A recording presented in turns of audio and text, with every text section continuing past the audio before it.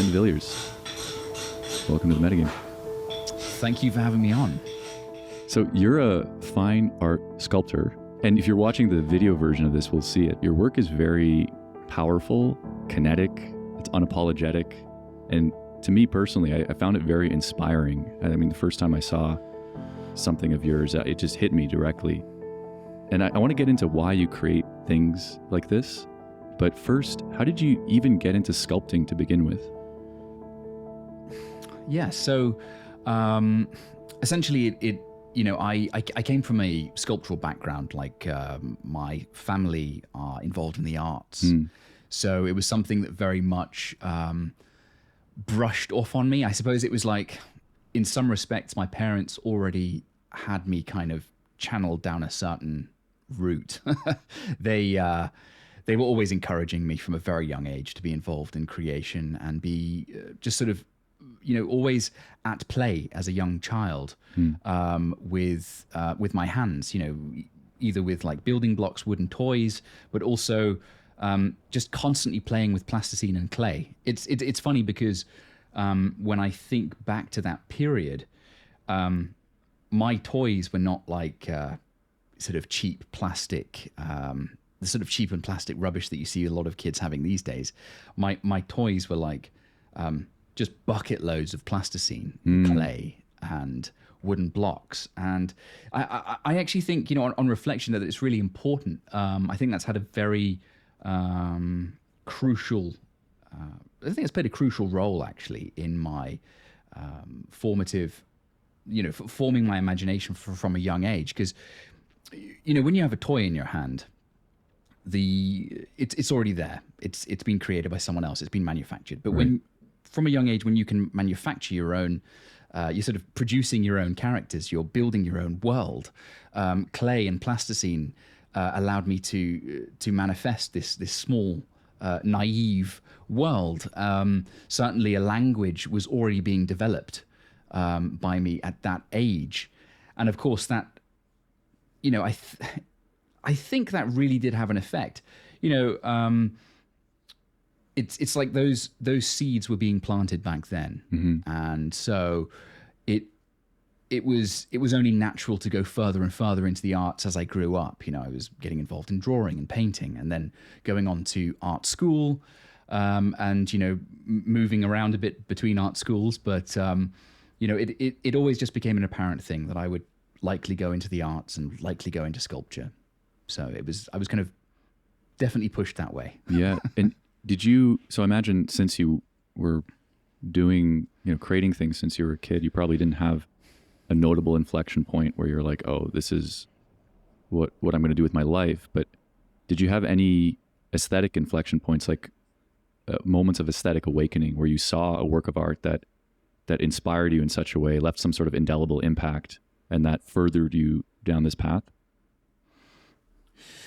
Well, certainly my parents were continuously taking me to art galleries, exhibitions, and museums. The art was a huge part of their life, or still is, and essentially, it was. I think every opportunity that there was and free time, it was being spent in sculpture gardens or going to museums.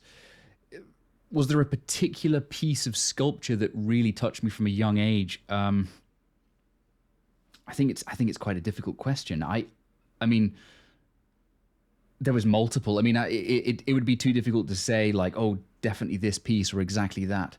But you have a sort of a mash of sculptures that you're around. But certainly, it was always. For me, it was never really about the paintings that was touching me. It was always about sculpture, because it's, sculpture is an art that lives in 3D form in your space. And I always had this thing of enjoying to touch form, or, get your hands on form, should we say. And there were certain sculpture gardens that I was taken to. And as a child, I would, touch the forms and be sort of attracted to touching the forms and touching the bronzes and touching the stone and just feeling with, sometimes you can see a lot more with your hands rather than simply your eyes. So that was something that was very much at play.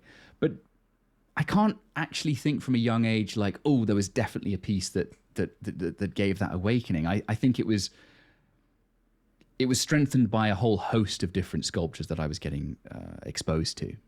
I think the question behind my question is what has been unique about your trajectory? Because as you said, you went to art school, and I'm assuming you were trained in the methods that modern artists are trained in, contemporary artists are trained in, but what you ended up producing is distinct from contemporary art.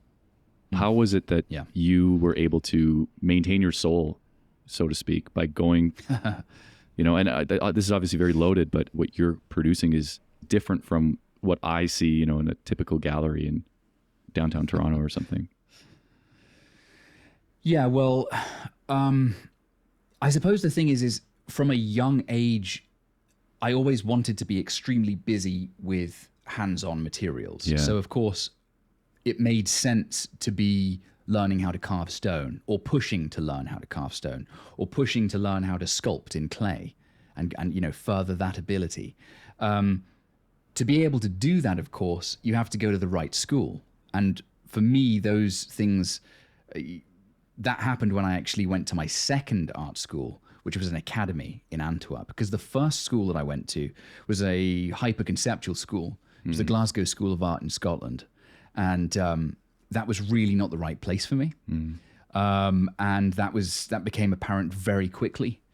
Until at a certain point, it was just, the tutors there were just like, look, you're not going to fit here. And I knew I didn't fit well there. And there was a lot of, bickering, and it was a stressful environment. And I also just knew I was probably just never going to actually learn the hands-on, the métier, as you would say in French, to actually learn how to create something with your hands. So I moved off to an academy in Belgium. I left the UK and I went to the Royal Academy in Antwerp, which at that time still taught the real building blocks of sculpture. So you were really given the ability, it's an academy. So you imagine a room, 12, 15 students, you've got one naked figure in the center, and she or he will be doing poses, and you simply have to the best of your ability, reproduce their figure in clay. And so sometimes it was life size, sometimes it was monumental. And that was a process of learning the figure, learning construction, understanding how shapes and forms come together. This was not something that was readily taught at the more conceptual schools, for example, in the UK. So it was a massive, it was a huge, I would say that was kind of an awakening moment as well, because for me it was like, wow, there's more to this, and this is where you can really learn how to do something. So it was definitely a fantastic experience to go to the academy. It's now become hyper contemporary, but back then, not even that long ago, we're talking, like 10 years ago now. Wow. It really still had that spark, that flame, because you had some old school tutors who were still teaching the academic approach and understanding of form. And so, that's really important. But a lot of schools have lost that flame now. That's kind of been occulted away. Yeah. So that's really fascinating, because you kind of created this dichotomy between the more conceptual Glasgow School of Art and then this more like old school academic approach. Like, even saying academic now sounds wrong, but it makes sense to me that, at least if I just think from my own experience, the first person I see who's, and you have a manifesto about this, but who's creating really unapologetic, vital art is creating sculptures, like, as opposed to painting or writing or music. Basically, the medium itself forces you to contact reality on a regular basis. Oh, yeah. While other mediums could just be word games or critique games. So exactly. To what extent would you agree with the fact that the medium itself has kept you on this path of, I would say, more honest, powerful art?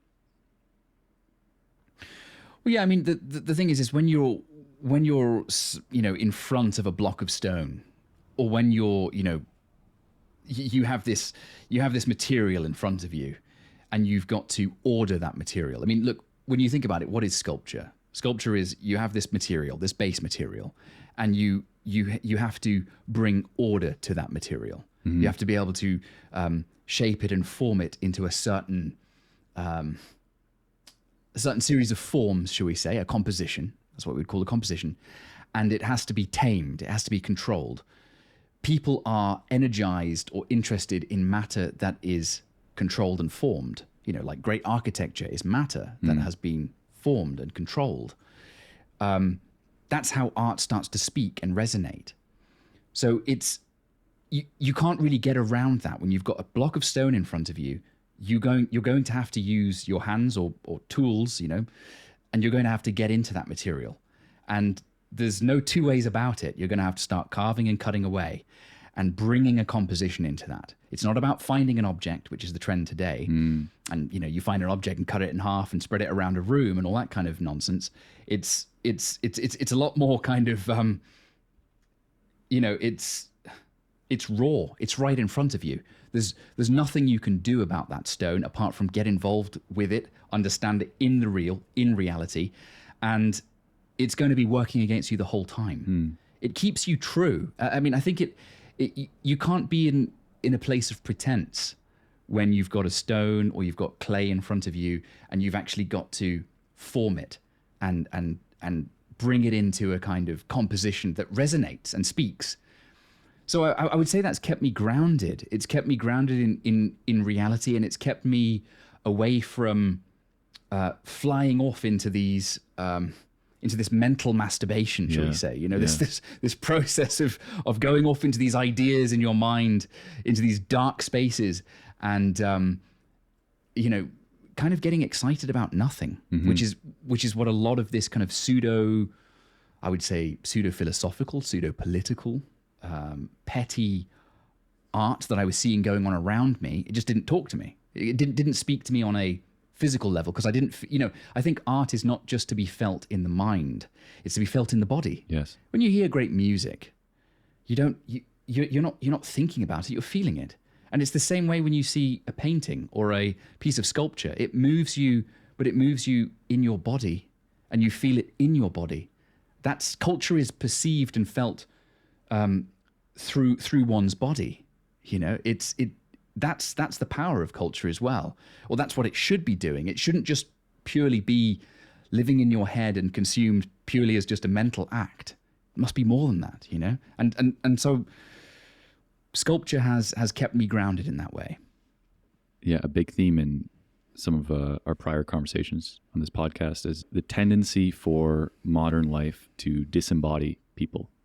And there's so many things that do that, you know, even the digital platform that we're forced to communicate on. The fact that a lot of modern life is unhealthy. It's hard to not buy poison when you go to a grocery store. Like you need to develop nutritional literacy so that you don't reduce your strength and vitality just by buying groceries. And there isn't much in terms of our culture that encourages people in the opposite direction.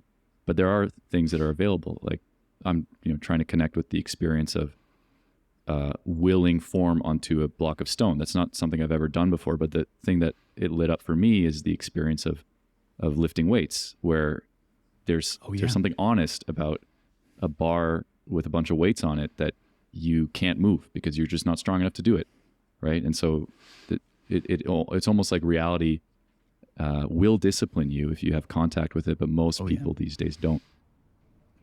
So true. You've actually really summarized that beautifully. That's a really great way of looking at it, actually. You know, as you say, like you've got weights, you want to lift them, you want to move them. In a gym, for example, you can't really get around it until your body changes, or until you actually understand how the physical world is operating. You know, a weight is a weight. A stone becomes, you know, a 3-ton stone in front of you. You want to make something out of it. You're going to have to learn or understand how you're going to carve that, how you're going to bring a composition into it. And it's not a process of, you know, magical thinking and getting lost in thoughts and pretending it's something that it's not. It's a block of stone, and it's inviting you in. It's inviting you and asking you to step in and step up to the battle. But you have to be ready to meet that, and that's very confronting, and that's very important. And of course, sculpture is a bodily act. It's this concept of the body of the artisan, the creative force, the process, that life energy runs through the body, and it runs into a material. And so it's a transference of energy from the body of the artist, the sculptor, into a material. Essentially, you're giving life to a material. And it's that concept of embodiment, because you are to breathe life into a material, and then the sculpture then embodies something. What does it embody? It embodies something archetypal. It embodies a certain symbolic reference to something. And that's where the poetry starts to come in to the creation process. But that whole process is a very physical act. It's lived, and it breathes through you as the artist, as the sculptor, and then it goes into the material. And so that's the way I look at it. That's the most kind of vital way that I can approach and understand what it is to be a sculptor, actually. Yeah, and there's a Nietzschean idea, which I imagine you'd agree with, which is that cultural vitality is downstream of physical vitality. You can't really have one without the other. And I imagine that just like how somebody, the bodybuilder, is changed in the gym by contending with the weight, you're probably changed every time you create something out of a block of stone, right? Like you're probably a different Fen on the other side of that.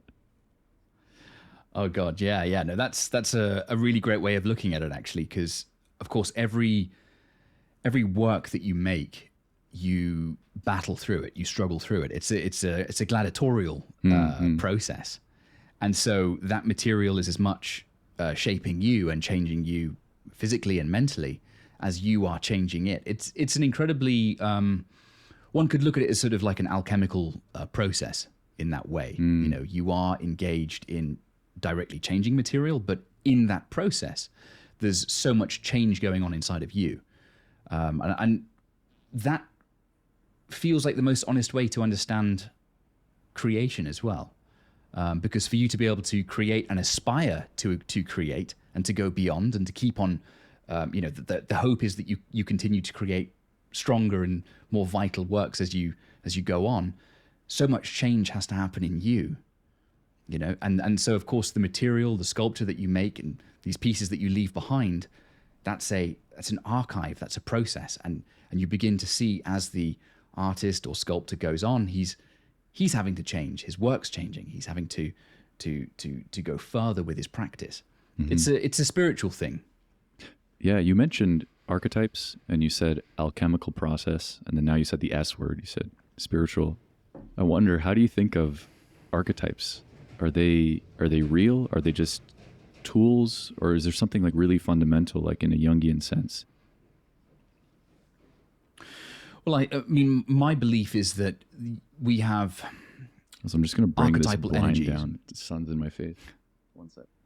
Okay. Yeah, you don't want to get blinded there. Or maybe you would like to sun gaze. You could always do that. Yeah, maybe not right now.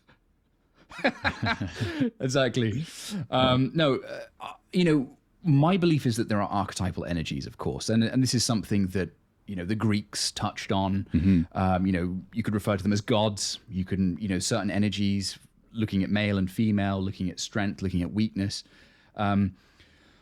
looking at more subtle archetypes, looking at it goes on and on. You have micro archetypes, you have macro archetypes, you have you can understand archetypes as certain sort of more primordial, perennial things that are timeless.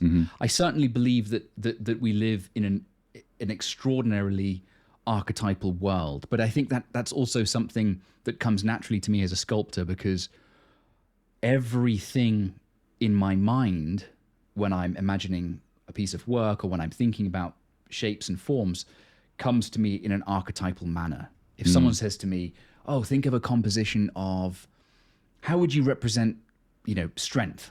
How would you represent life? How would you represent vitality? What does growth mean to you, Fen? I have hundreds of images running through my mind, and it's all archetypal. And so it's an immediate, I don't think in words, I think in images. So I'm just, it's like a flash of all these different things. And that's in, I think that's in all of us, to be aware and to be open to that language, that archetypal language. You know, you'll have people who are not particularly, maybe not even particularly interested in the visual arts, but you show them great paintings, great pieces of sculpture, and they'll say something like, I don't know why it is, but I really like that work, or it resonates with me, but I don't know why. And my belief is that it's because it's tapping into, and this is again what true culture is, it's tapping into that archetypal realm. It's tapping into that archetypal aspect of the mind. And that's something very human. That's something very natural in us, to look at art and look at images and to perceive them without words, because it's visual and it's that immediacy, and you see, oh wow, I just, you know, and I believe that's already tapping into the archetypal realm. Mm-hmm. You know, I don't think you can, at least the way I perceive reality, I don't think we can pretend that there aren't certain governing archetypal energies within our universe. Agreed. That are not, at least, you know, timeless, that have been here longer than we have, that govern the creation of this universe, this space, you know, what we're involved in now. And of course that sort of gets into the metaphysics of things. But my mind operates naturally on that sort of thing. So it's, everything that I think about is archetypal. Everything that I'm interested in is finding archetypes, because archetypes are finding the essence of something. You know, it's like when someone says, what is energy, or what's a moving car, or what does it mean to be violent, or to be in combat, or to be in a process of moving forward. You know, images come to my mind, and I don't think, you know, that's not something that I've trained into myself. That's just something that comes naturally. I think it comes naturally to a number of other people too. So there must be something more connected to, there's got to be something more connected to nature, and more connected to, ingrained in our mind, shall we say. Like if you're coming at it from Jungian archetypes, but if you look at it from the Greeks, look at the Romans, we live in an archetypal world. Yeah, I like to think of it as an inbuilt grammar of images, and also emotional qualities, because it's not simply that there's just some sort of image that you use to make meaning. It's that they're a certain class of image that has potency to it. You see it, and it almost has a physical affordance associated with it. Yes. And inbuilt in the image is an imperative almost. And I think one way to bring maybe more like skeptical materialists on board with this type of thinking is, if you look at the Greek gods, they were basically representations of motivational and emotional circuitry that we now have a neuroscientific understanding of.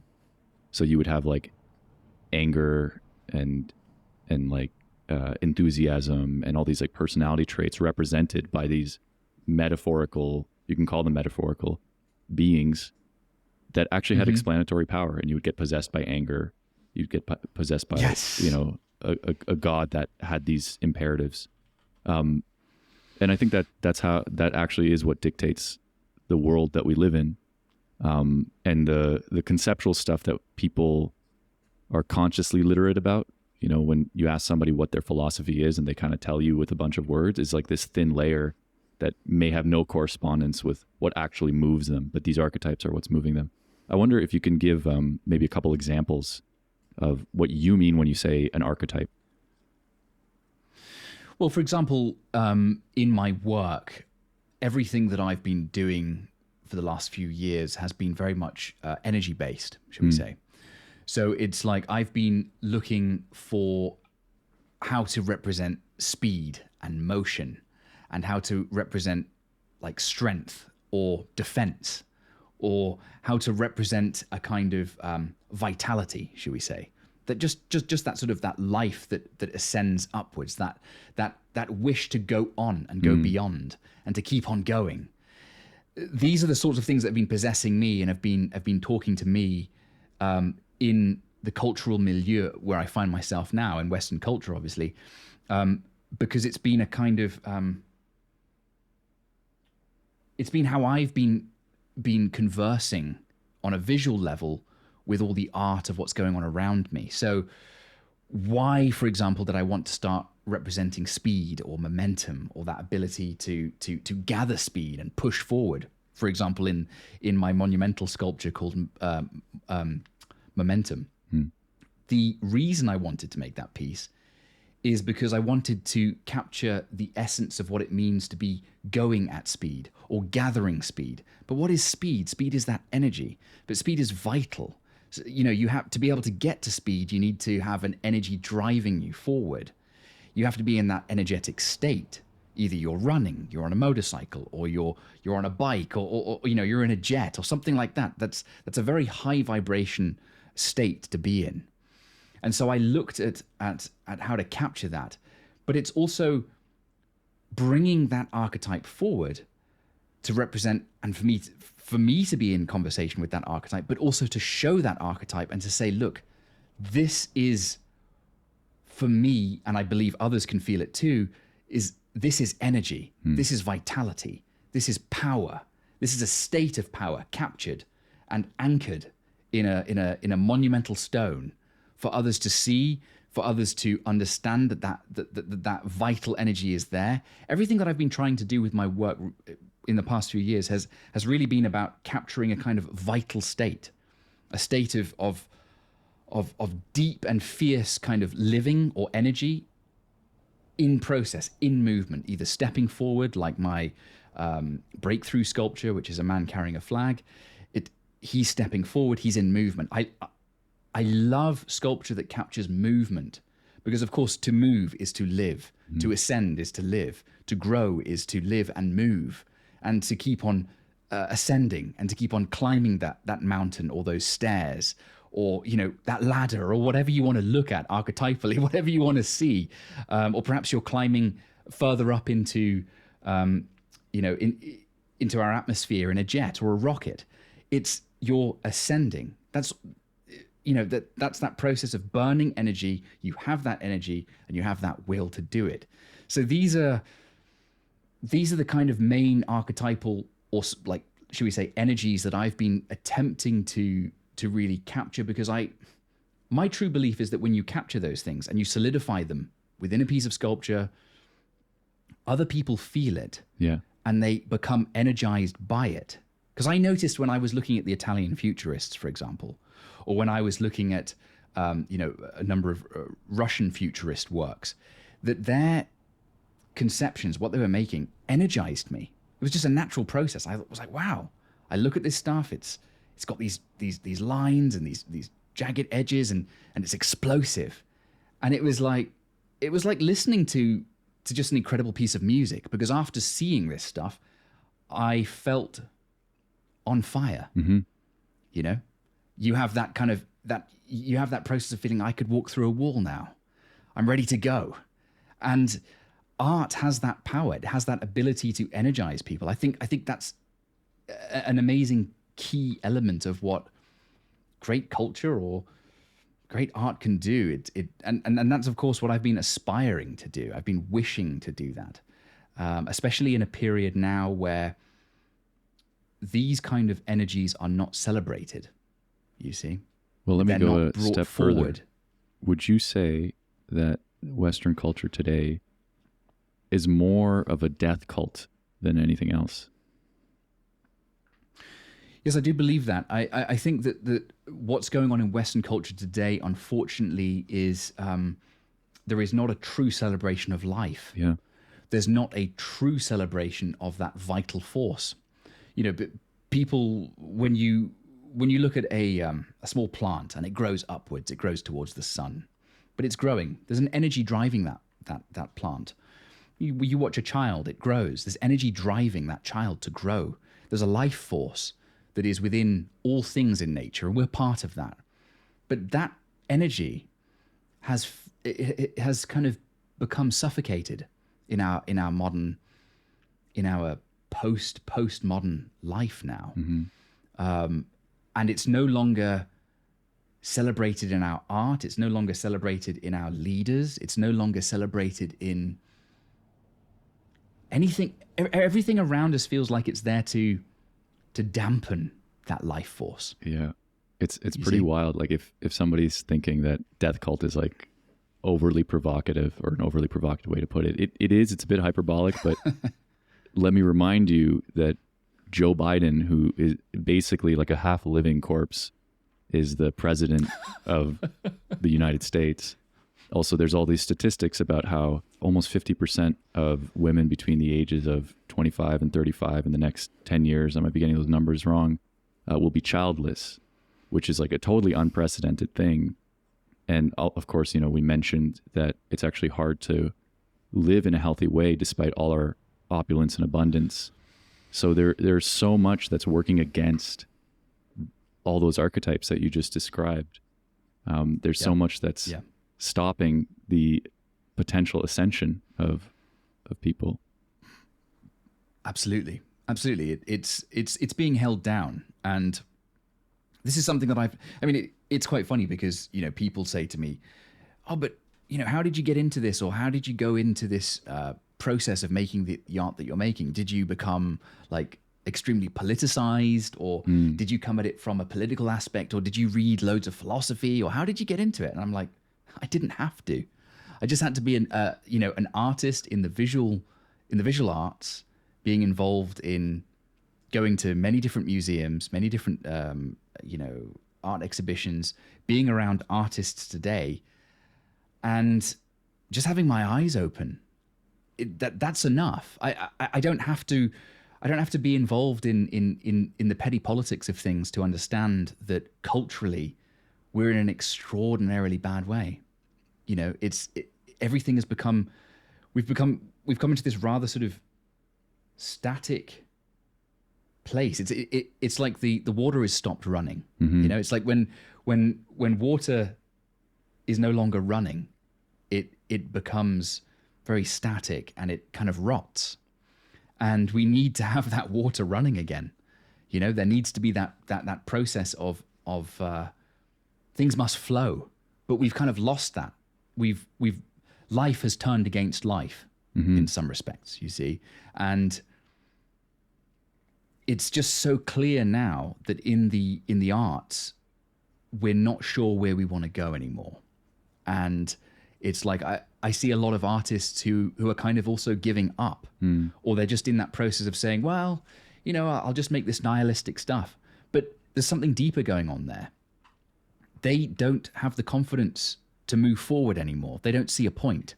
It's like, why? Well, why would we? I mean, it's like, where's this going anyway? It doesn't feel like there's anything to really live for, that's terrible. That's a really horrible place to be. But I don't look at it like that. To come at it from another way, I look at it at now is the greatest time. Now is the most fantastic opportunity that we could really get something going. Because in this darkness that we're in now, it's the smallest of lights, the smallest of fires that can burn so brightly. And I think that we're at a tipping point now. And that's why I have come online and gotten onto Twitter and really trying to build like-minded people with artists and other people alongside me, because I believe we're at a tipping point and we just have to, the torch is on the floor. We just have to pick it up and run with it now. Yeah. And that's my true belief, because we just have to step forward with a belief. And I do have a belief that we can keep on pushing forward in that, we've lost our Faustian energy, but I feel like all we have to do is pick it up. It can keep on going. It's just an orientation thing. We need to get ourselves back on track. We need to start unapologetically expressing ourselves again as artists, and not having a care for, well, will it fit with this political doctrine, or will it be like this, or will it fit for that political institution? No, just get back to making some real art again that's coming from within you. A culture is expressed from within you. It comes from a people. It's expressed out of you. It's like sweating. It comes out of you. Culture is there. You just have to allow it to be there. And it's not a process of overthinking yourselves. We're overthinking things. My belief is we spend too much time overthinking it. This current trend of hyper conceptualized art that we have today it's all thought but no action. We need to get back to that process of making again, building, pushing forward. But of course, that's going to take some time. It's going to take a new body of artists to do it. The moment I'm in the process of gathering other artists together and finding other groups and stuff like that. But I think we're in a really exciting time now. This is, for me, a process of just pushing forward, finding other artists, and I think we could... my belief is there could be another real movement starting, and that's very exciting. Yeah, and that same analogy came to mind, where it's when things are really dark, just a little bit of a light goes a long way. And I do believe Definitely. that when a culture is rotting or dying, that's the best opportunity for something new to emerge. Like people always say, the best startups Certainly. are built during a recession. I also think that the way to redeem a culture is not to go in and try to fix it, but actually to create something new that is so inspiring and beautiful that it moves people to join the new thing. And most people are mimetic anyway, so once they see all the cool kids, all the healthy kids doing something, they'll go and join them. I know you wrote a manifesto to this effect, and it has 8 points, and I'll just read them because they're very short, and maybe you can also tell the listeners why you wrote this and what you're trying to do with it. But point number 1 is create art that uplifts. Number 2 is honor the harmony of a composition. 3 is reimagine the archetypes of our culture. 4, confidently express your unique voice. 5, kill art speak. I like that one. 6, muster the courage to break the rules and do something different. 7, collectivize with other artists, as you're kind of alluding to, like forming collectives. And then 8, be revolutionary by returning to your foundation, brackets, don't get lost in endless conceptualization. So all 8 of those kind of cut through a bunch of what we just talked about already. But tell me, why did you make this manifesto? Well, I had a monumental exhibition going on where I was bringing together these large stone sculptures, and I wanted to put words to everything that was essentially eating me up while carving this. It's a funny thing because most of my thinking is done while I'm carving stone, or when I'm in the process of modeling a sculpture in clay or something like that. That's where my thoughts happen. So it's like the thoughts come while my body is in action, and I'll be thinking on different streams of thought, and there'll be different things coming to me. And this manifesto essentially started to kind of write itself while I was in this process of carving these works. And I was thinking quite deeply. I mean, there's a number of different versions of the manifesto. There's a more visual one that's on my Twitter and stuff like that. But I wanted to basically come up with something that was quite punchy, that was direct, that I could see as a beginning counter or a beginning place to orientate oneself to cut through what was going on. But I wanted to make this manifesto huge for my exhibition, which I did. I made this very large manifesto. It's the version that I called the more visual one. It's like red words and black words, and it comes into this kind of like perfect cube. And I blew it up, and it was huge in this gallery space. And I had it on the wall, and it was basically just, I wanted to unapologetically state everything that I stood for. Right. You could see it in the work, but you could also see it in the words. And I just wanted to be as direct and out there as I possibly could. Which was actually, well, it was fun because, of course, you had a number of people who were not particularly happy with some of the stuff that I had on the manifesto. But essentially, it was just like, look, I don't see the current art scene going any further with it being oriented in the position that it's in, and so we need to smash through this. We need to break through this, and we can't be caught in this sort of stasis. So I think it was important to put my words out there. Let the sculpture speak for itself, but have this backup, of course, of the words, so people understood what I was really attempting to push for. Bringing stone sculptures like that, monumental stone sculptures like that, into a space. it's funny because it's not hard to be revolutionary, because, you know, I state in my manifesto, like, the most revolutionary act in these times is to actually make something. Yeah. As a sculptor, it's to actually make something, because you've got so many people who label themselves sculptors today, and they can't make sculpture. They can't make anything. And so in these times, this process of this hyper conceptualization, or this mind masturbation, it's this process of saying, look, just make. If you're an artist, paint. If you're a sculptor, sculpt. Be involved in that process of creation, and you'll already stand out. You'll already be going against the grain. And, you know, it's a funny thing, because to put a manifesto out there is like it's considered an old-fashioned thing to do. But it's also a theatrical thing to do in these times that I like, because I think we should be having manifestos out there as artists, because I think artists should stand for something. It's that process of, what do you stand for? Because so many artists, when you ask them, what do you stand for? What is it you're really doing? And they'll say, well, I'm kind of here doing a bit of political commentary, or I'm sort of making counter political art against this politician or whatever. It's like, well, you stand for nothing then. Yeah. There's nothing there. And I like that. I like that process of being able to call each other out. Artists used to be way more verbal with one another. Mm-hmm. You know, it's like you're an artist. What are you doing? You're just making petty political art. That's nonsense. Aspire to something greater than that. Be something greater than that. You know, and I just wanted to come out basically. I just wanted to come out punching, really. Yeah. I mean, I the kind of work that I'm doing and the ideas that I have, I'm shunned by the current art scene. They don't like what I'm doing. Why is that? But I think that's a very good sign. Why they were don't like people it because upset about the manifesto?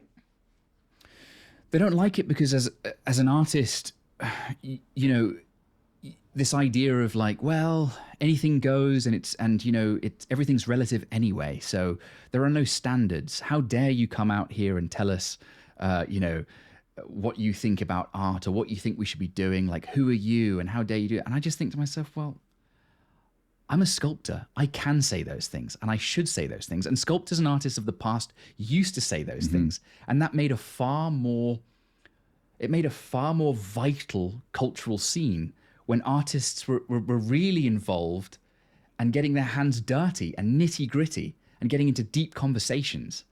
But now it's like everyone's atomized, and they're all doing their own little thing. But ultimately, then they're not really atomized, because they're all held together under this umbrella of this kind of postmodernist agenda, and they're actually all just following it. You know, so an artist is supposed to be a dreamer, supposed to be someone who can break out of just the standard of what's going on and show another way, you know, out of that darkness of the artist's mind. He brings something into reality, and people go, wow, where the hell did that come from? What's this? This is another way of seeing or thinking or approaching something. But now it's like everyone's just reading the same script, and that's maddening for me. Yeah, it's maddening because I want to grab these people and shake them and say, look, this is nonsense. We've got to move on. And I don't think that we're going to go any further with the current regime of what's going on in the art scene today. It's a dead end. It's over. It's finished. Draw a line, you know, over it, and just let's move on. You can't deconstruct things any further. right. You can't keep on cutting things in half, throwing them around gallery spaces, putting string between it, and creating these installations, and putting some kind of pseudo-philosophical or pseudo-political you know, kind of story on top of it. I mean, how many times do you go into a gallery and someone says, oh yeah, but you know, to understand it, you need to have read that, like, that kind of text over there. It doesn't stand alone. It doesn't stand alone. And the average person can't tell if art is good or bad these days because they haven't read, you know, the texts and the critiques. Exactly. Exactly. Yeah. It you know, and if everything is relative, and if we've really come down to that point where we've deconstructed everything of the Western canon, and no one can really say what's powerful or strong, and it's like, then we're lost. We're completely and utterly lost. Yeah. So I can see why, in an uncharitable way, why somebody might gravitate to this posture of critique and everything being relative. There's a safety in it in a way, because if you don't stand There for is. anything, you're not going to be challenged. And you can always be the critic. You can always take a step back and just break everything down without, it's hard to build, right? It's hard to assert something. It's hard to stand for something. You could be wrong. But I wonder, what is absolutely. like the steel man for this more postmodern disposition? What is the kernel of truth that the contemporary art world has that they just took way too fucking far? But there's something to it. Do you have an idea what that could be? Well, I think when I look back at Duchamp, and he did, for example, the urinal, I think this was a really exciting period. In fact, I think much to the disbelief of many people who follow me on Twitter, I actually don't have a problem with what Duchamp did. I don't have a huge issue with what these like hyper experimental avant-garde artists were doing about 100 years ago, where they were grabbing found objects and doing some mad shit to it, and really kind of attacking and trying to break out of the hyper sort of academic aspect of art, which was really kind of like what we have now. You had this regime that kind of that said that art can only be a very certain way, and art can only be painting and sculpture can only be done to the academic standards. And it was very controlling, very umbrella-like, and they had salons that only would celebrate a certain type of art, and if you were to do it outside of that certain strict standard, then you were shunned and you were considered extremely bad, And what I think was interesting is that the modernists, the early modernists, and then even some of the later modernists, they were playing with that, and they were attacking those concepts. And I think they had reason to do so because they needed to. They at that time had kind of lost themselves in a bit of a cul-de-sac. Things had become too static, and I think it was good that they did some wacky experimental stuff. And I think it was good that Duchamp did what he did to kind of turn it all upside down. The only problem is that I don't think, if Duchamp was still alive, I think he'd be quite disgusted Right. with how art had basically just continued. And basically we've just continued into this post-Duchampian era where we're still playing around with found objects. Artists have basically said, yeah, but Duchamp did it. And it was genius at that time, or it was cutting edge at that time, and so a whole bunch of other artists just carried on doing it, and it's just a copy of a copy of a copy now, and it's not out there, it's not cool, it's stale now, but it's allowed people, or it's allowed artists who can't really make anything. It's allowed them to get away with a lot, shall we say, or it's allowed institutions to keep on kind of pushing and parroting this approach and this kind of nonsense. I think what would have been interesting is if that period that Duchamp kind of kicked off with the found object, the ready-made as it was known. I think it would have been interesting if that had a kind of a process of destruction, but then if there'd been a regathering of things, and we could have found another way out of the sort of hyper controlled and academic element of what was going on in the arts that he was railing against, or this kind of stuffy bourgeoisie kind of art that he was railing against at that time to a degree, but it hasn't evolved like that. It's been I think it's allowed for everyone to just be in a process of constant experimentation. It's like, oh, but I'm being experimental and I'm being cutting edge. And it's like, yeah, but this has been going on for an extraordinary amount of time now, and you're not making anything. And there's You're no not courage actually in doing taking it it now. anywhere. No. Yeah. No. It's I mean, and I'm not saying that art has to completely be new or anything like that in terms of like it has to always be continuously new. It's just that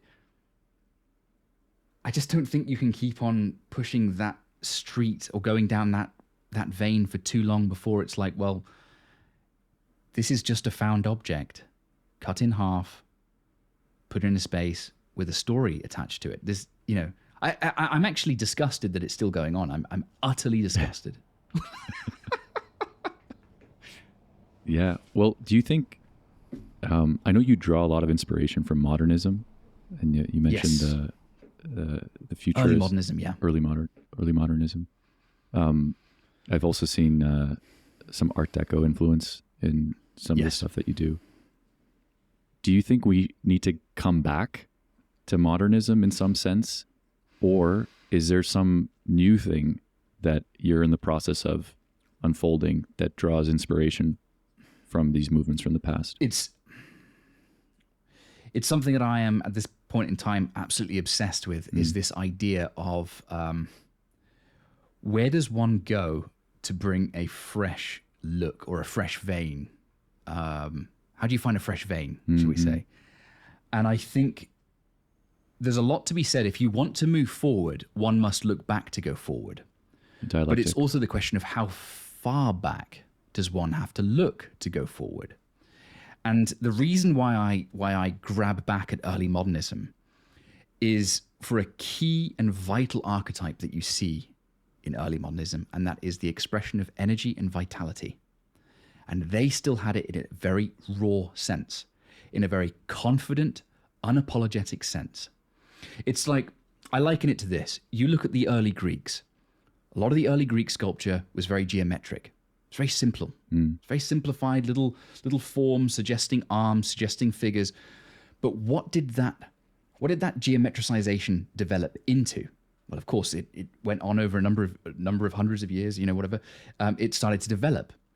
I look back at the early modernists and look at their geometric forms, and I look at their basic forms that have a lot of power and fresh strength and vitality.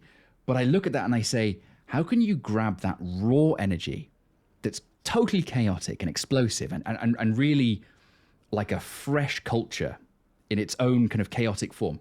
How do you grab that, and how do you bring elements of aspects of Art Deco, Vorticism, Futurism, aspects of the eternal, looking back at the Greeks?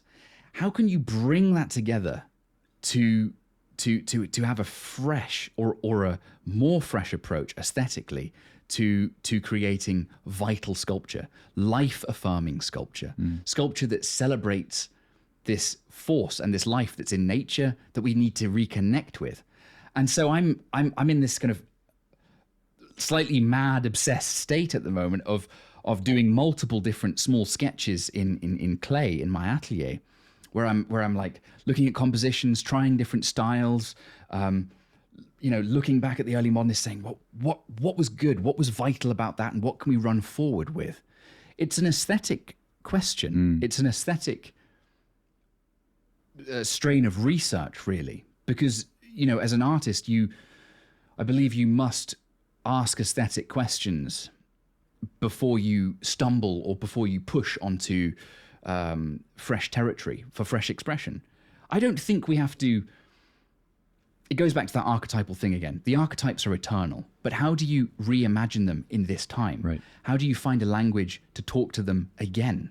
How do you find a language to talk to the archetypes which haven't left us, which are still here? But how do you talk to them again in a vital way? It's like Ezra Pound said, make it new again. How do you make it new? That was the kind of this mantra. It's a very old concept. But the thing that I love about early modernism is it was very much connected to the eternal and the past, because they were just simply reimagining the archetypal world, and they were bringing forms to that, and they were bringing visual expression to those things. And that's why I look at those periods. I don't spend a huge amount of time, like other certain people have said to me, dwelling, for example, in the Renaissance period, because I think the Renaissance period, although an amazing period, I believe that it was very much its own refined thing to an extraordinary level. Right. And my belief is that you can't just return to the Renaissance, because you'll end up creating simply just a copycat of it. It was too What Apollonian. you must do, sure, but what you must do is you must grab at the kind of those vital saplings that are kind of there and ready to push up.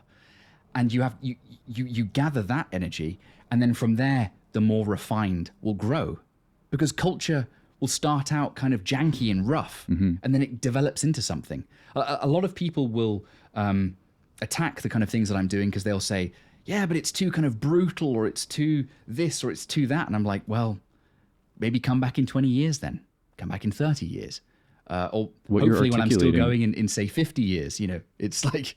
It's exactly that Nietzschean dichotomy between the Dionysian energies, which are like primal and unrefined, and the Apollonian, which is further refined, like a piece of classical music. And if people want to build the classical music of today or create the classical music of today, they can't go back to Mozart, right? Because that was already refined. You have to go earlier. You have to tap into it. It would be hip hop today, really. Like hip hop is so much less quote unquote refined than Western classical music, but that's where the vitality is today. And that's where like those saplings and seedlings are. Yeah, no, absolutely. Absolutely. It's a thing that I want, like through my Twitter page, that I've tried to express in certain threads and certain things where it's, people need to understand that for a true culture and not a contrived culture to come about, you can't just simply copycat the Renaissance and say, oh, well, let's just try and be like what Michelangelo was doing. Let's just start, going for that. And it's just, okay, but we need to start somewhere first. And I don't think we can start in that highly refined place. I think we better off take the trajectory of starting off in the more simplified forms that still have that vitality and still have that unapologetic energy, but then something from there can grow. Something perhaps more refined can grow. But of course, there'll be other artists taking... My dream is that there'll be other artists understanding what I'm pushing for, and they will take it down other veins and other avenues as well. But there is a point that I think we need to look at where we don't have to look so far back. That's kind of what I'm getting at. And I'm trying to approach that from a sculptural point, but with other artists that I'm, in the process of working with and finding, they will approach that on a painting level, or they will approach that on a simply, architectural level or something like that. It's for true movements to be taking place, you have to have a varied group of different artists that are involved. And then there has to be group exhibitions. And that's all the kind of things that I'm dreaming of right now and in the process of pushing for. As we bring this to a close, I'm curious, a lot of people have difficulty standing for things today. They lack the courage, as we discussed a moment ago. And part of that is because there's a loss of meaning in most people's lives. Like, people don't have these bigger meta narratives to connect with that motivate them to wake up in the morning, that motivate them to put their opinions on the line. I wonder how you seem to have found some form of reconciliation there. I don't know if there's a meta narrative that you're bought into, but you're putting forth your ideas, you're acting courageously. You need quite a lot of vitality in order to build the things that you're building. How is it that you're able to do that? And or maybe what is it that wakes you up in the morning that allows you to do that? I think it's the understanding that great men, for example, one of my heroes, Wyndham Lewis, who was a painter, writer, novelist, critic, who started the Vorticist movement in Britain, very short-lived movement. I believe that you can look back at great men, not just Wyndham Lewis, but other people of the past, and you can say that if you have a will and you have a strong will to do something in this world, then go ahead and do it. I don't think it's a case of saying, this is where, like, in some respects, I also have this view. It's like, there is no other choice. We can't just be in a process right now of saying, but it's all so bad and I can't get out of bed and it's just hopeless and it's painful and I know that a lot of people in that state, but I think it's a case of saying there is no other choice. Nature, my belief is this as well, is that nature wants you to move. Nature wants you to take those steps Literally. forward. It's expected of you. Do it. Do it. Step into those shoes and do it. And I think it also that I have this burning passion and fire inside of me that is really, it's a flame that's definitely not going out, and it's just a kind of passionate belief that we can be so much better than we are, and we need to keep on pushing forward. I haven't got the answers. I wouldn't say like, oh, I found it and I'm like this great artist who's got there. I'm 33. I've got many years ahead of me. I believe that we can keep on going forward, and we must keep on going forward. And I'm hungry for it, but I'm also hungry for the challenge. This is a great challenge, and it's very exciting to have this period where everyone's against you. I do have this moment where there's so many people around me in the art world who hate me. They cut me out of exhibitions. They don't want me to be in institutions. They don't like the kind of stuff that I'm doing. And that's so damn exciting, because you have this kind of, I'm feeding on that, because I know that if they are not pleased with what I'm pushing for, I know that I'm in the right place. That's where I want to be, in that energy. Because if they don't like it and they're saying, oh, you can't say that, I'm like, well, it's a red rag to a bull, because I'm going to keep on going, and I'm going to keep on going, and I'm going to find the people who resonate with me, and we're going to build something. And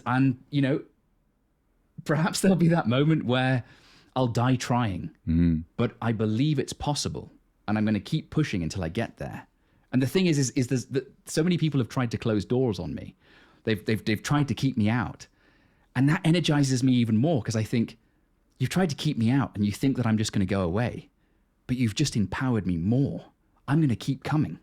I'm going to keep on rolling down that road until I have brought a change for the better, and that there can be a life-affirming culture again, something that is vital and strong, and not this petty, wet nonsense that we have today. So that's it, basically. Fen, thank you so much for this conversation today. That's a wonderful place to end. Cheers, man. Thanks for having me on.